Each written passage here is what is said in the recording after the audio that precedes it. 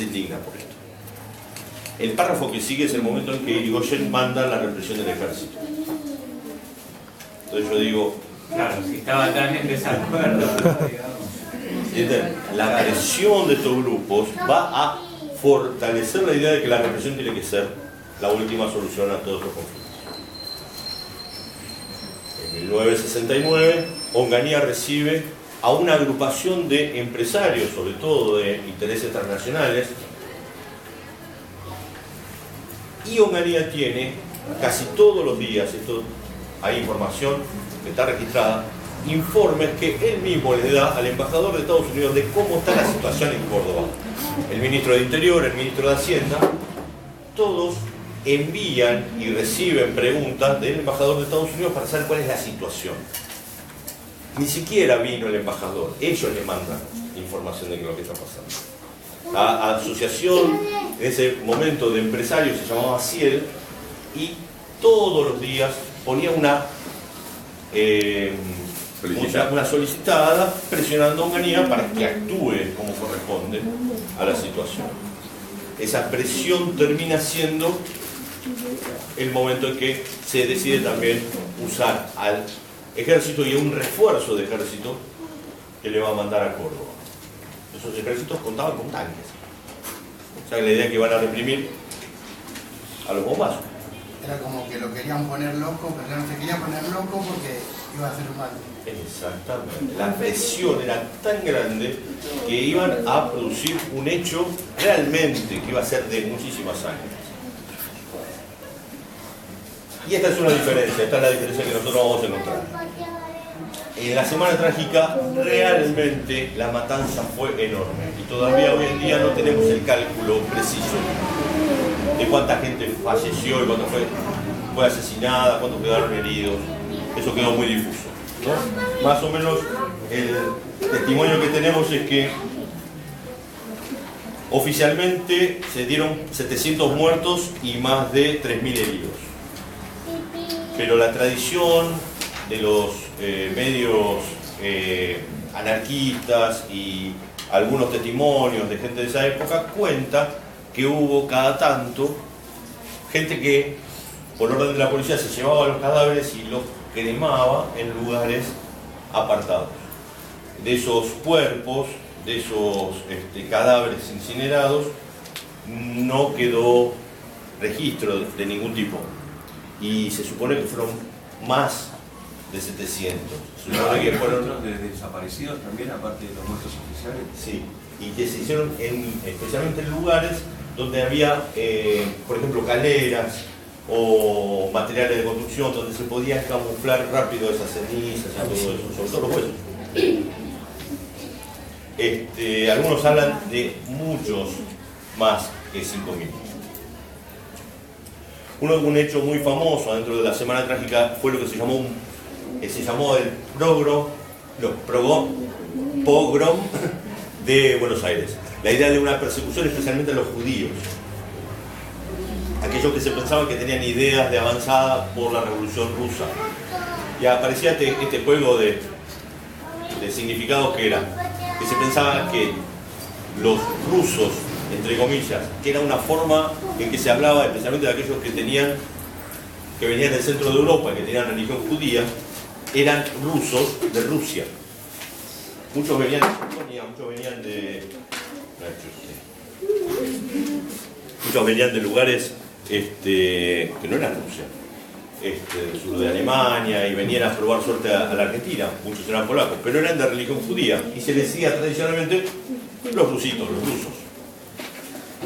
En el momento de la escalada represiva hubo un montón de gente, entre ellos gente que participaba de una cosa que se llamaba la Liga Patriótica, que es una especie de organización no gubernamental de represores, una cosa muy divertida, de gente generalmente de la clase alta que se divertía yendo a reprimir a esta gente que parecía que ponían en amenaza al poder establecido de la oligarquía. Parecía que estos rusos nominales, ¿entienden? Que no eran rusos de Rusia, fueron atacados de una manera tremendamente violenta. De hecho, muchos fueron asesinados. Los cuenta un autor de la época, les disculpen, Voy a sacar algo que los alumnos de historia temen como Drácula al ajo.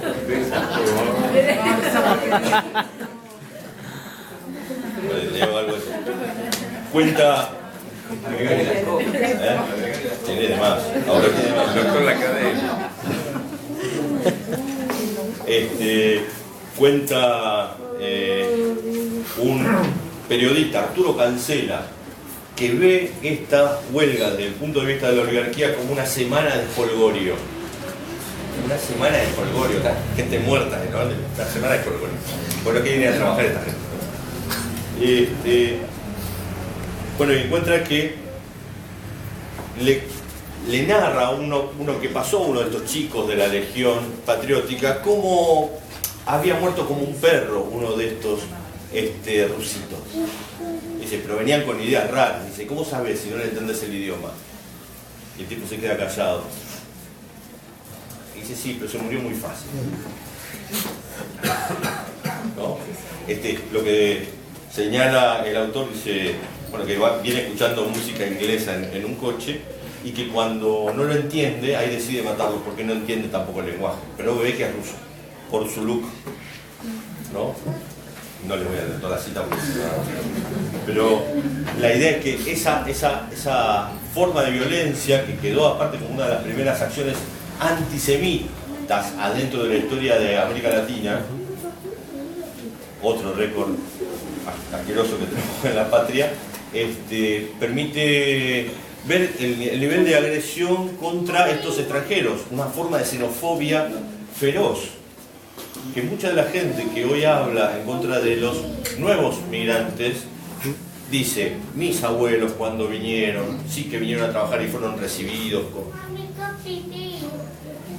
Casi todos los migrantes tienen que pasar una historia de muchísimo dolor y muchísima persecución, especialmente estos sectores tuvieron que soportar semejante agresión sin ser partícipes absolutamente de ninguna de las acciones sindicales, sin ser ni siquiera parte de los gremios, sino solamente por portación de aparente ideología. Otra de las cosas que la Semana Trágica dejó fue que ninguno de los asesinos, ninguno de los actores de esto tuvo ningún tipo de juicio. Por más de que casi todas las demandas de los sectores obreros se respondieron, ninguna, sobre todo la que pedía que no se sancionara lo que había pasado durante el estado de sitio, que se pudiera reabrir los locales sindicales. Esto se logró finalmente después de la Semana Trágica, que las tropas se retiraran a las afueras de la ciudad de Buenos Aires. Eso lo lograron los obreros después de todo este tiempo, ¿no? No se logró que hubiera represalia contra los policías y la gente que había cometido semejantes asesinatos, ¿no? Cuando se termina el Cordobazo,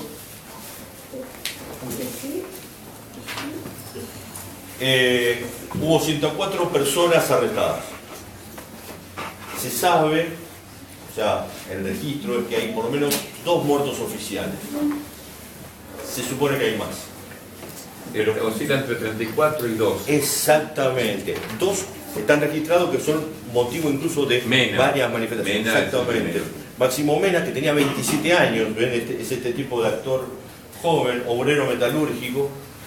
Y otro que era un turista, Marcelo Terza, que estaba en un hotel y decían que era un francotirador y lo bajaron.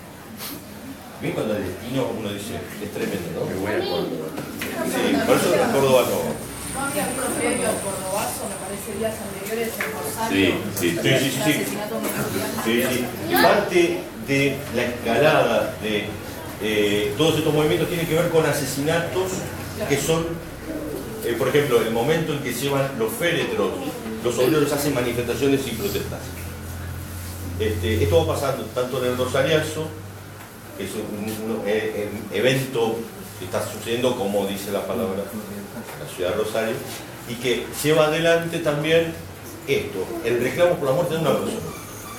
¿No? Rosario había matado a Blanco, que tengo entendido que era hijo de un policía. Ajá. Y que le agarra toda la protesta, sale corriendo porque está la policía reprimiendo, se mete en una galería que no tiene salida y lo fusilan por la espalda en la galería. Bueno. La idea de que el asesinato político en la Argentina tiene más que ver con esta especie de ceguera de formas de acción sin proyectos, sin ideas, no son matanzas clínicas, que después lo van a hacer en el año 76, pero en este momento son especie de locuras. No era una represión convencional, sino que abrían fuego directamente al civil. Al civil. Bien, con esto más o menos quiero ir cerrando. Son dos momentos muy distintos de la historia, pero a mí me permite como pensar en esto, ¿no? Recordarlos y tenerlos en el discurso del presente, hacerlos memoria. Me parece útil. Me parece útil para los que van a enseñar esto y para lo que vamos a vivir, lo que nos toca vivir ahora. Saber que de alguna manera estos paralelos no simétricos nos muestran que de alguna manera los cambios de regla que son excesivos necesitan siempre debate, discusión, acuerdo, tener presente al otro, saber que el otro existe en distintos niveles y que las imposiciones que tienen que ver con los cambios de reglas demasiado extemporáneos y que tienen que ver con los intereses de uno solamente o de pocos, en general generan conflictos.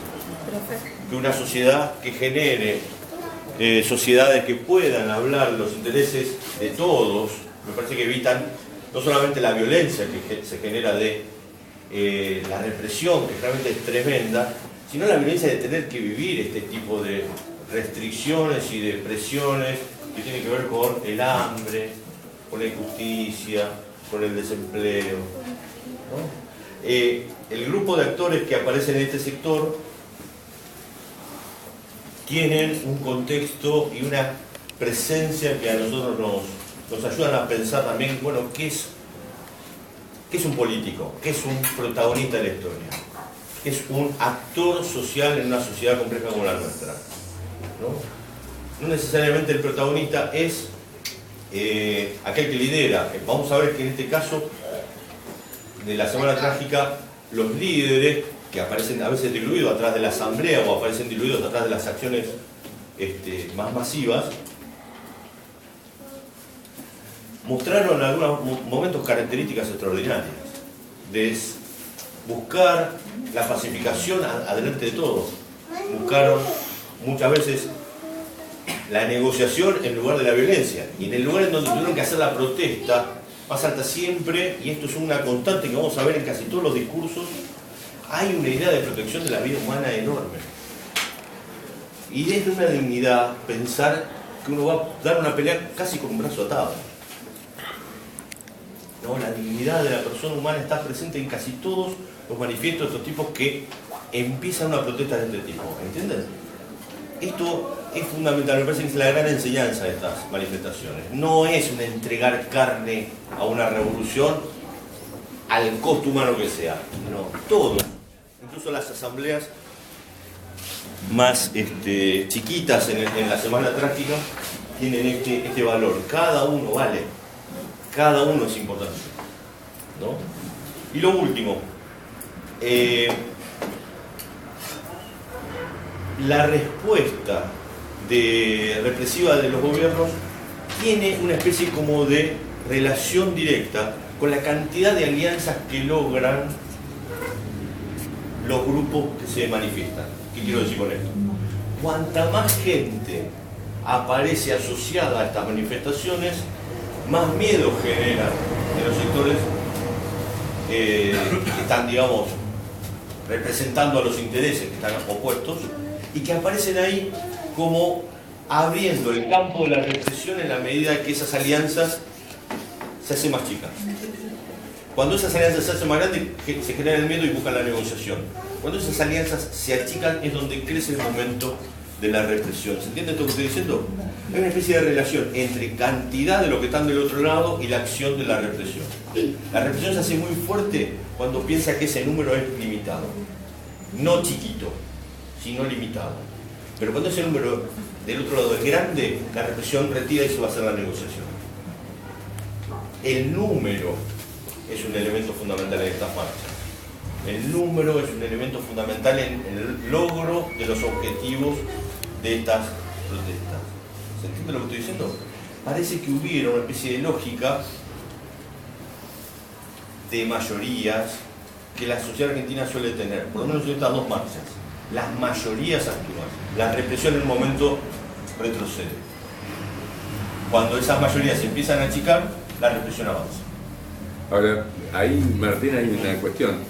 Una cosa es la percepción que tiene Onganía de qué está sucediendo en el Cordobazo, que él lo atribuye a un grupo de violentos subversivos, como que es un grupito que está movilizando todo, y otra la percepción que va a tener la LUCE al lado de él, que dice, ¿qué un grupito? Esto es todo Córdoba lo que está viviendo. En el momento de la lucha en el Córdoba se expresa una fractura dentro del mismo grupo de los militares. Por un lado, Onganía, que decide mantener su poder y quiere estar como 20 años en el gobierno, se encuentra con otros militares que dicen, este tipo no. Entre ellos está la LUCE, que es uno de los encargados de ir a reprimir. Y de pronto tarda mucho en ir a reprimir. O sea, se acerca y de pronto es como que deja que la situación avance y que esto se supone también que de alguna manera perjudica el gobierno de Onganía. O sea, esa acción interna, esa fractura también adentro de los militares es parte también del juego y es parte también de esta sensación de que la LUCE quiere saber quiénes son, quiere ver cuánto hay. Y después va a ser el encargado también de hacer la negociación, cuando ve que son muchos. Y esta me parece que es una gran enseñanza que nos puede dejar estos dos aniversarios que se cruzan. El lugar de la lucha es el lugar, y tiene que ser el lugar de muchos. Tiene que ser los intereses de muchos. Tiene que ser los intereses de todos. El asunto es que nunca, muchas veces, se puede ser todos. El asunto de ser muchos es lo más importante de todo. Y me parece que es, cuanto más entendamos que la sociedad es sumar intereses, pero saber qué intereses son los que se suman, me parece que en ese sentido vamos a estar haciendo honor a estas luchas, que dejaron sangre, dejaron muertos. Eso es todo lo que tengo para decir.